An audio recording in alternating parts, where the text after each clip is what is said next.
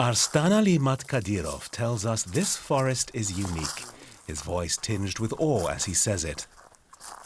He lives in the world's largest walnut forest in the south of Kyrgyzstan.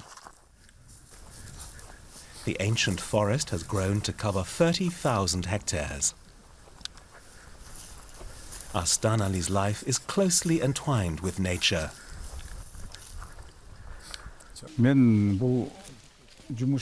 I've lived off the walnuts since I was a child. That's how we earn our living in the village.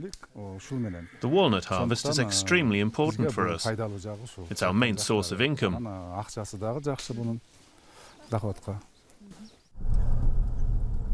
At sunrise the next day, Arstanali and his brother Ikram take us up into the hills.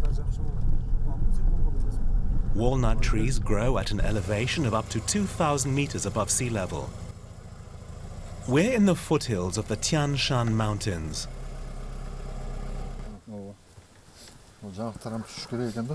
The two brothers are worried.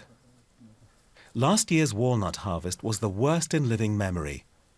This year is a little better, but a lot of the trees have taken a battering. The wind broke off branches everywhere. The trees are so old. We need younger trees. A lack of young trees is a fundamental problem of the Kyrgyz walnut forest. There are very few around. The villagers here have been harvesting the walnuts for generations. They lease their plots from the state. But those very people also put their herds out to graze in the woods, and they effectively gobble up the next generation's trees. It takes 30 years for a walnut tree to grow to maturity. Arstanali Matkadyrov tells us that the walnut forest used to be really dense here. And there's also been a lot of deforestation. It may be forbidden, but it's hard to monitor and prevent. The nuts are primarily brought down by young men who climb up the trees to shake their branches until the nuts fall off. There's no alternative here. A risky business, but effective. Then the whole family comes along to pick up the latest harvest. Walnut trees can grow to a height of 40 meters, so shaking nuts out of them is physically demanding and also quite dangerous. When I'm climbing, I always try to hold a branch in one hand with the other on another branch. Obviously, the higher you get, the more dangerous it gets. Have you ever heard about an accident in the trees? I haven't seen any myself, but I know that a few from my village have fallen and some have even died. Many people build temporary homes in the forest for the walnut harvest. Akbermet Akishova invites us into her tent. The Kyrgyz are traditionally a nomadic people and mostly Muslim. Furniture is rare. Everyone sleeps on mats on the ground, grateful to Allah for their health and a good harvest.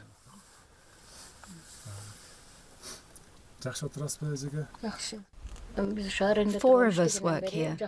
My two sons, my daughter-in-law, and myself. In a good year, we gather 2 or 3 tons of walnuts. But this year, we've barely collected 300 kilos.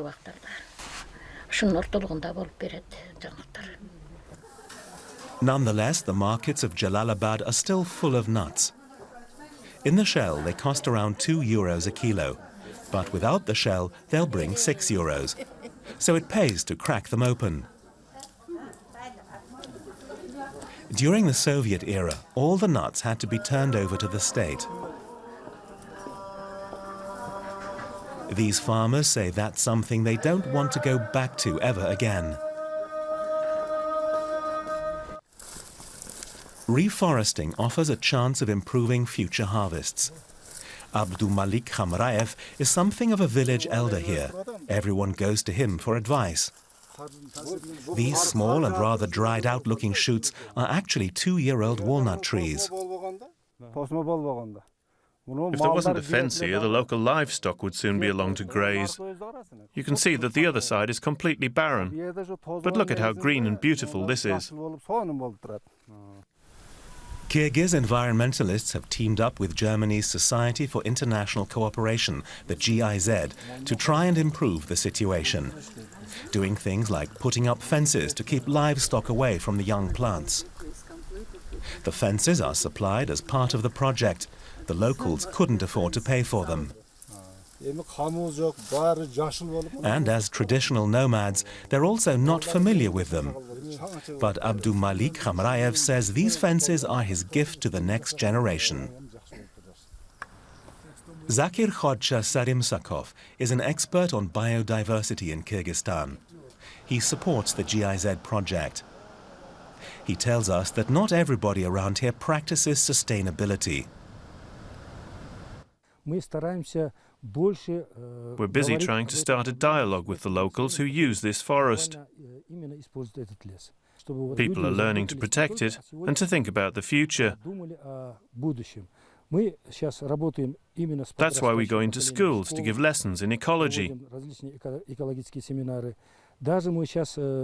We also go into the mosques, so that people's behavior changes.